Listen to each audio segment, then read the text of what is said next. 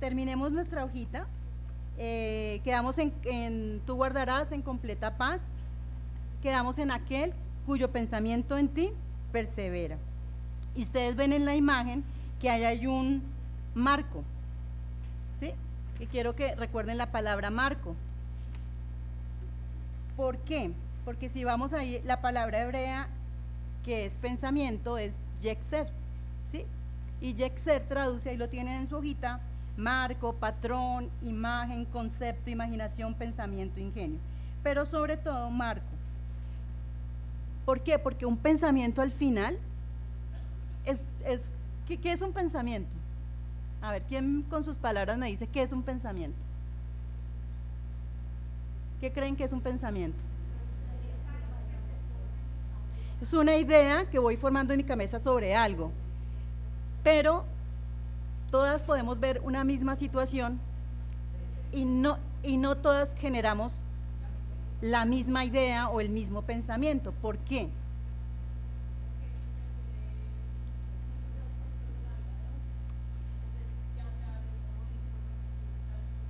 Lo cultural.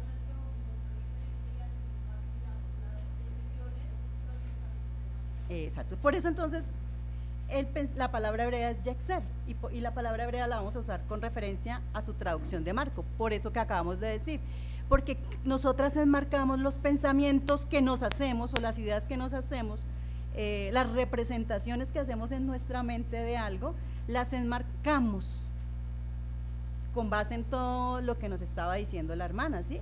En mi cultura, ¿sí? En lo que yo he venido aprendiendo desde niña, en lo que viví en mi casa, todo eso no se puede soltar, ¿sí?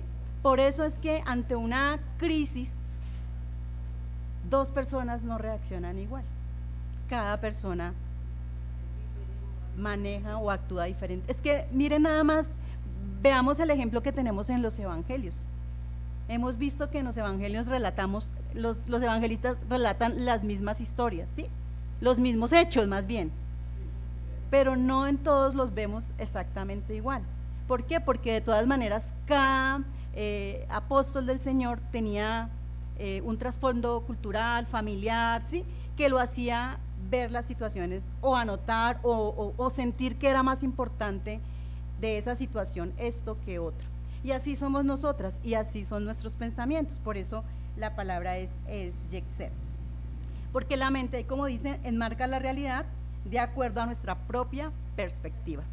Entonces, si nosotras vivimos en el mundo y nos alimentamos con las cosas del mundo y todo el tiempo estamos viendo lo que el mundo, las soluciones que ofrece el mundo, cuando nos enfrentamos a una situación, ¿cómo la vamos a enfrentar?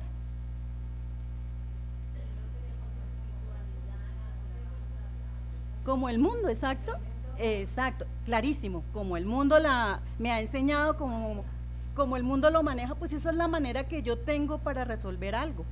Pero si yo soy una mujer piadosa, una mujer que lee la palabra de Dios, que todo el tiempo está, como dice el Señor, perseverando en Él, si se me presenta una situación, ¿cómo la voy a manejar?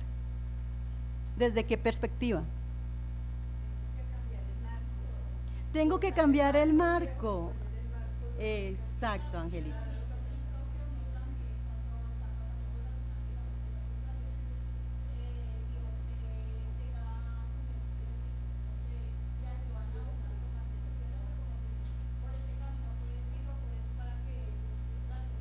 Claro, pero eso solo puede suceder si qué.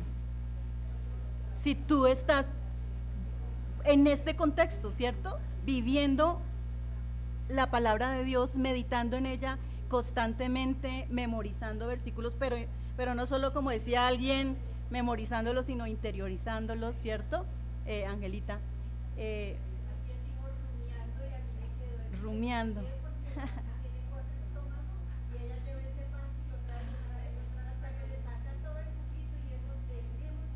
Amén. Así es. Eso es rumiar, la palabra. Entonces, por eso es que es tan importante que no solo cuando venimos los domingos a la iglesia meditemos en la palabra de Dios, porque eso no va a ser suficiente, es que el mundo lo tenemos el resto de la semana. Y entonces si de verdad queremos enfrentar las cosas, o como decía Angelita, botar el marco viejo y ponerme un marco nuevo, pues no va a ser suficiente solo con esta clase o la predicación del domingo del pastor. Por eso es que tenemos que diariamente meditar en la palabra del Señor, para que ese marco cambie, para que esa perspectiva cambie. ¿Listo? Ahí tienen unas preguntas de aplicación para que reflexionen, que puedan usarlo así como florecita de pronto en su altar familiar, y que se hagan estas preguntas individuales. ¿Cómo enmarcas tus experiencias?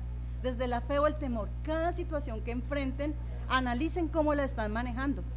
¿La estoy manejando desde la fe o la estoy manejando desde el temor?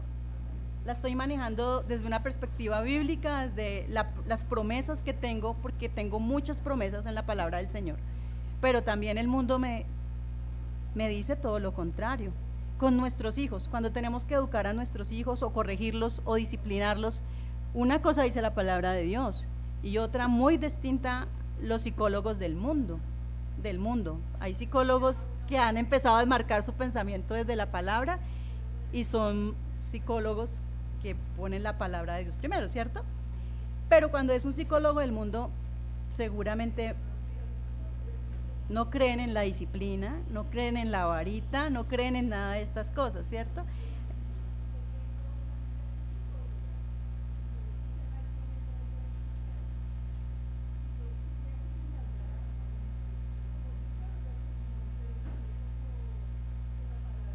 Amén. ¿Por qué? Porque ella ya tiene su pensamiento, aunque tiene la ciencia, ha enmarcado la ciencia.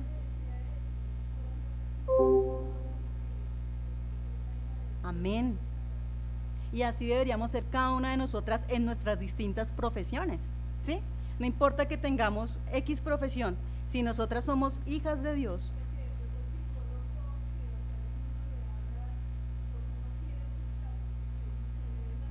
Empodérate, mujer.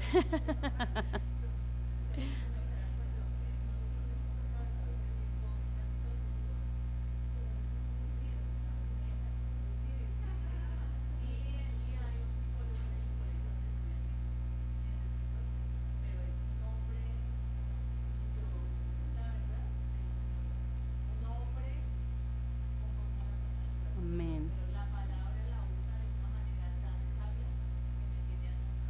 Gloria a Dios.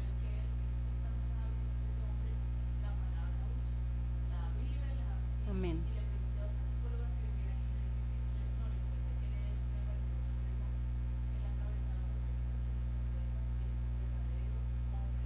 Amén.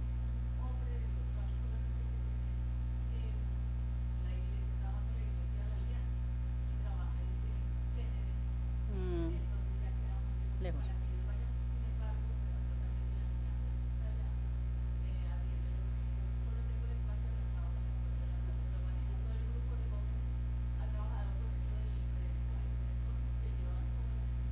Okay.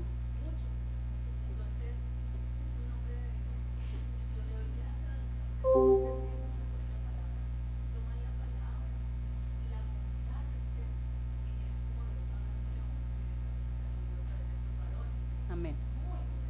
Yolanda mencionó algo ahí en esa historia que nos alcanzó a contar, y es un hombre que ha pasado por muchas situaciones adversas. ¿Sí ven cómo Dios usa esas situaciones adversas para formar a este hombre de Dios que hoy es tan maduro y que ayuda a tantos jóvenes? Así tenemos que ver nosotras también las adversidades por las que hemos atravesado. Dios tiene un propósito, seguramente nos vamos a encontrar con una mujer que haya pasado por las mismas adversidades nuestras y le vamos a poder compartir una experiencia desde la perspectiva bíblica, ¿sí? Rodearnos de personas, de hermanos en la fe, como decía Yolanda, también nos sirve, porque si estamos rodeadas de personas que nos están alimentando o diciendo cosas que no son del Señor, versus si estamos alimentadas por un grupo, por el amor de Cristo, por un grupo de hermanas o de personas en las que nos rodeamos, que actúan conforme a la palabra de Dios, pues va a ser mucho más fácil que nosotras también asumamos ciertas actitudes y actuemos conforme a la palabra de Dios. Amén. El Señor está usando a este hombre para que tú veas qué más puedes hacer aquí en la iglesia. Bueno, muy bien, muy bien. Listo, con eso entonces terminamos la tercera frase y vamos a la cuarta, ¿cierto? Porque en ti he confiado o ha confiado. La palabra ahí, confianza, es batach. Batach. Confianza en hebreo es batach, que significa apegarse, ¿sí? Depender. Es sentirse seguro. En este caso, sentirme seguro ¿con quién? Con el plan de Dios, ¿cierto? Con el plan de Dios. Y ahí tenemos que tener cuidado porque normalmente Satanás tiene un plan que es diferente al plan de Dios, ¿cierto? Entonces Dios tiene un plan. Cuando yo me siento confiado, yo quiero seguir el plan que Dios ha diseñado para mí. Pero cuando yo no tengo esta confianza, este batalla, sentirme seguro en las manos del Señor, pues termino dejándome desviar. Y hoy vamos a hacer un taller. Ustedes tenían aquí la tarea, no sé si la hicieron. ¿No la hicieron? Entonces, bueno, vamos a tratar con lo que ya hemos aprendido, porque aquí esto era básicamente lo que ya hemos aprendido, ¿sí? De responderla rápidamente porque tenemos hoy un ejercicio práctico, nos vamos a reunir por grupos y es precisamente con el tema del plan de Dios versus el plan de Satanás, ¿sí? Pero entonces vamos a responder esta tarea rapidito para que no les quede ahí la hojita, para que la puedan terminar de llenar en la casa. Dice, según Isaías 26 del 3 al 6 y segunda de Corintios 10 del 3 al 5, ¿qué promesa ofrece Dios? Amén, ¿cierto? Esos versículos ya los hemos leído. Nos guarda en completa paz, ¿cierto? Esa es su promesa, promete completa paz.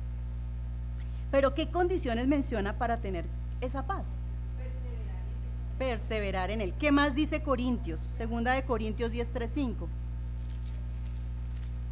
Ustedes tienen ahí, hoy les entregué segunda de Corintios 3, 5. ¿Qué dice ahí? Búsquenla. Por favor, Adrianita. Sí.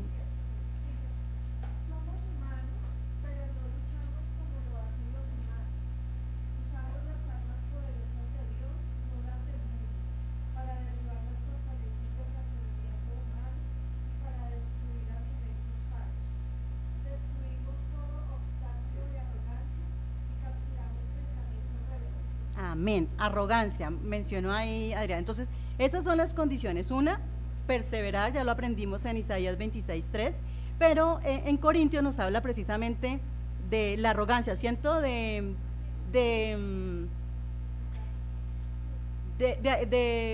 llevar rendidos todos nuestros pensamientos al Señor. Eso es dejar el orgullo, ¿sí? Dejar la arrogancia, cautivos, todos nuestros pensamientos cautivos al Señor, a la obediencia de Dios. Eso es lo contrario a ser orgulloso, ¿sí? A ser arrogante. Entonces, esas son las condiciones.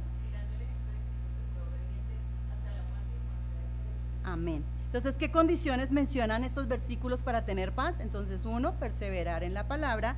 2, someter todo pensamiento, ¿cierto?, a la obediencia de Cristo. Sigue. Confiar, ese es el otro, confiar. Exacto.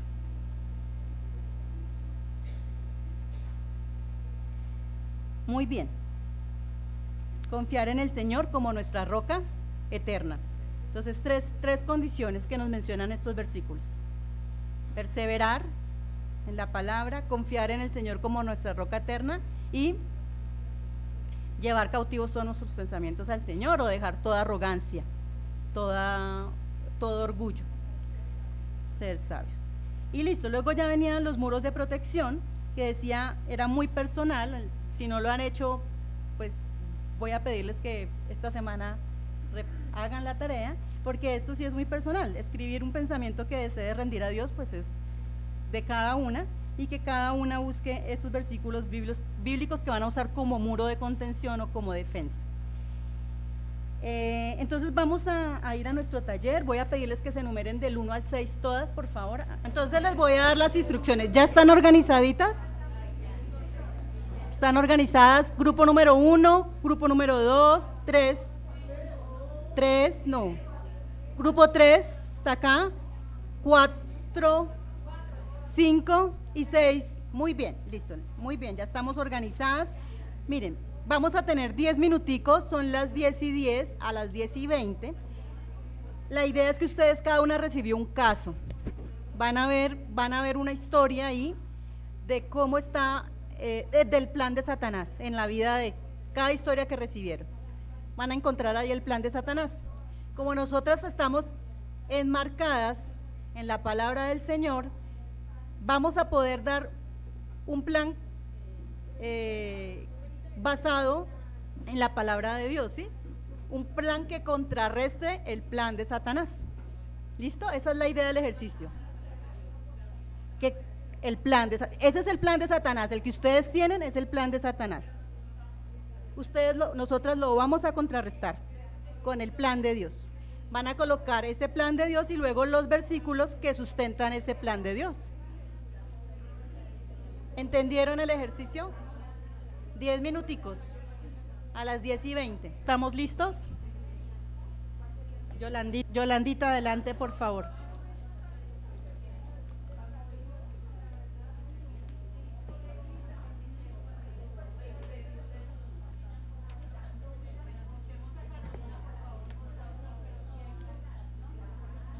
Bueno, buenos días, hermanas, ¿cómo están? Mucho gusto. Bueno, bendecidas para todas, bendición para todas. Bueno, nosotros nos tocó el grupo número 1, que dice la joven que se enfría espiritualmente. Creo que a todas o en algún momento nos ha pasado esto, ¿no? Nos enfriamos, ¿sí? Nos ausentamos por cualquier circunstancia de la vida. Dice, al principio deja de orar una mañana porque estaba cansada, después otra porque tenía mucho trabajo, luego deja de asistir a los estudios bíblicos porque tiene compromisos. Poco a poco Satanás la convence de que no pasa nada, que es lo que nos pasa a todas, ¿no? Nos mete lo que hemos estado hablando, conversando, se nos mete en la cabeza, que es uno de los lugares más sensibles que tenemos, y nos empieza a atraer y a alejar de lo que de verdad nos importa. Pasados un tiempo ya no siente la necesidad de orar ni de leer la Biblia, y su corazón se llena de indiferencia espiritual. Entonces entramos ¿en qué? En soledad, en tristezas, en preocupaciones. Entonces todo eso que nos aturde, a veces nosotras decimos ¿por qué está pasando? Y es pues Satanás que está actuando de mil maneras. Nosotras ¿cómo lo visualizamos? Que ese es el plan de Satanás, ¿no? Alejarnos completamente, omitir las pequeñas y enfriar lentamente nuestra fe. Eso es lo que hace Satanás. Entonces, ¿cuál es el plan de Dios? Entonces, nosotras ¿qué visualizamos? En primer lugar, pues obviamente nos vimos aquí, por ejemplo, cómo nos relacionamos nosotras y que en relación nos hace falta, ¿sí? Lo digo también por experiencia propia. A veces, pues sí, obviamente tenemos muchas caritas y todo y de pronto no nos conocemos entre todas, pero a veces nos da como la curiosidad de voltear a mirar y, uy, falta alguien, pero ¿qué? No hacemos pues nada, ¿no? No, bueno, no vino, vendrá después, exacto. Pero ¿qué estará pasando esa persona?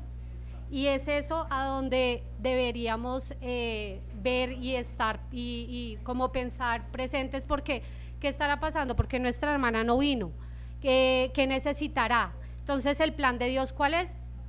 Utilizarnos a nosotras para que actuemos y asimismo nosotros seamos sus instrumentos.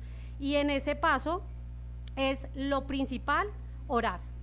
Orar para que esas hermanas vuelvan nuevamente a los pies del Señor y sigan su caminar, sigan orando. Los pasos que nosotras concluimos en los que Dios haría para que esta persona vuelva es en primer lugar lo que Él siempre hace, que es escucharnos, ¿no? Entonces, llamarlas, escucharlas, qué es lo que te está pasando, por qué no estás viniendo a compartir la palabra, qué está sucediendo en tu vida. Ya escuchándola, pues ya nosotros nos tranquilizamos y tranquilizamos también a la otra persona en que aquí siempre va a estar Dios esperándola, ¿cierto? Siempre vamos para restaurarla, para ayudarla, escucharla, que es desde el punto y el valor más importante, que es el amor. ¿Cuáles son los versículos principales que nosotros vimos en respecto y en emisión para esto? El primero, pues, es el que nos muestra nuestro ejercicio principal, que es Isaías 26:3, ¿sí? ¿Cuál es la promesa de Dios desde ahí? Tener confianza en Él. Entonces, desde ahí siempre involucrar a las personas y a nuestras hermanas en que no te preocupes de lo que estás tú haciendo, confía en el Señor y ven y sigue orando y ve a los pies del Señor. Isaías 41:10 también nos dice sobre la confianza del Señor. Salmos 23:1 y el Salmo 23:25, que también son maravillosos, nos hablan de la confianza en el Señor, de que no permitas entregar tu confianza en otros y en lo que estás viviendo en el momento, sino en mí, en Dios. Que el Señor en ti entrega el alma, Dios mío, en ti confío, en el Salmo 25, en el Salmo 23, el Señor es mi pastor, nada me faltará. Entonces, esos son los versículos que nosotras incluimos para que llamemos a nuestras hermanas, las escuchemos y volvamos siempre a los pies del Señor. Amén, que así sea.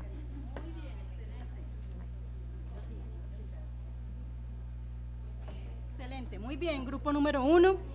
Ahí solo para agregar, ellas lo enfocaron muy bien en la responsabilidad que tenemos nosotras, las que estamos firmes, ¿cierto?, cuando vemos que una hermana nuestra está decayendo. Y en lo personal, pues nosotras tampoco podemos decaer, ¿cierto?, porque también nos puede pasar. Entonces, pues no olvidemos, no dejemos de congregarnos, no dejemos de perseverar en la oración. Y yo les anoto ahí para que anoten Hebreos 10:25, que dice no dejar de congregarse y perseverar en oración. Muy bien, la esposa herida que guarda rencor, grupo número 2.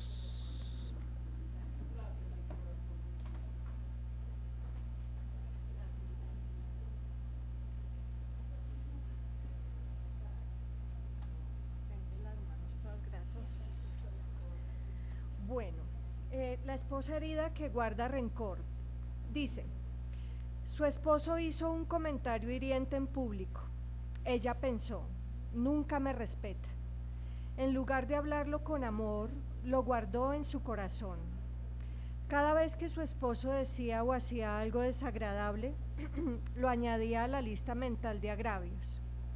Después de años, Satanás usó ese resentimiento acumulado para que ella cayera en amargura profunda, llegando a odiar al hombre que una vez amó. Plan establecido por Satanás es sembrar resentimiento en pequeñas dosis hasta que el corazón se endurezca. Entonces, el plan de Dios es trabajar en nosotros a través de todo este dolor. Es trabajar en nuestro corazón y pulirnos y llevarnos a tener una confianza total y absoluta en Él y sentir que Él es nuestro esposo, que Él es nuestro Padre, nuestro dador, nuestro todo. Entonces, pese a todas las circunstancias que vivamos con el Señor, es llevar a la cruz todo este dolor y pensar que si Jesucristo murió en la cruz por todas nosotras, por nuestros pecados, pues nos está dando un mensaje de que nosotras también, si Él ya lo hizo todo por nosotras, nosotras también vamos a poder con eso mientras le llevemos a Dios esto. Y ven, súbete. Tú vas a complementar. Mis hermanas amadas,